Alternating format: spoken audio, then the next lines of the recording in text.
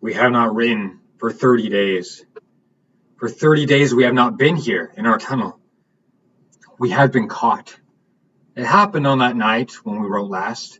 We forgot that night to watch the sand in the glass, which tells us when 3 hours have passed, and it is time to return to the city theater. When we remembered it, the sand had run out. We hastened to the theater, but the big tent stood gray and silent against the sky. The streets of the city lay before us, dark and empty.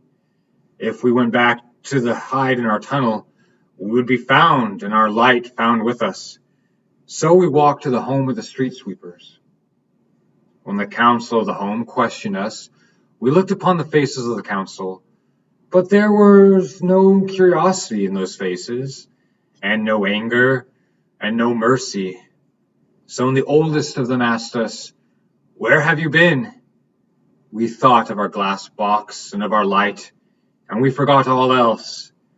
And we answered, "We will not tell you." The oldest did not question us further.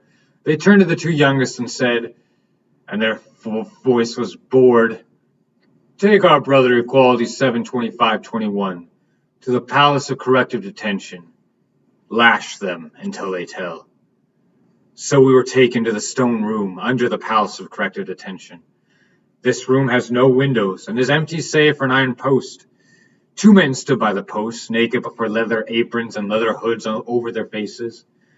Those who had brought us departed, leaving us to the two judges who stood in a corner of the room. The judges were small, thin men, gray and bent. They gave the signal to the two strong hooded ones. They tore the clothes from our body. They threw us down upon our knees, and they tied our hands to the iron post. The first blow of the lash felt as if our spine had been cut in two. The second blow stopped the first, and for a second we felt nothing. Then the pain struck us in our throat, and fire ran in our lungs without air, but we did not cry out. The lash whistled like a singing wind. We tried to count the blows, but we lost count. We knew that the blows were falling upon our back, only we felt nothing upon our back any longer. A flaming grill kept dancing before our eyes, and we thought of nothing save that grill, a grill of red squares. And then we knew that we were looking at the squares of the iron grill in the door, and there were also the squares of stone on the walls and the squares which the lash was cutting upon our back, crossing and recrossing itself in our flesh. Then we saw a fist before us. It knocked our chin up, and we saw the red froth of our mouth on the withered fingers, and the judge asked, "Where have you been?" But we jerked our head away, hid our face upon our tied hands, and bit our lips. The lash whistled again. We wondered who was sprinkling burning coal dust upon the floor, for we saw drops of red twinkling on the stones around us. Then we knew nothing, save two voices snarling steadily, one after the other, even though we knew they were speaking many minutes apart. "Where have you been? Where have you been? Where have you been? Where have you been?" And our lips moved, but the sound trickled back into our throat, and the sound was only, "The light, the light, the light." Then we knew nothing. We opened our eyes, lying on our stomach on the brick floor of a cell. We looked upon two hands lying far before us on the bricks, and we moved them, and we knew that they were our hands. But we could not move our body. And then we smiled, for we thought of the light, and that we had not betrayed it. We lay in our cell for many days.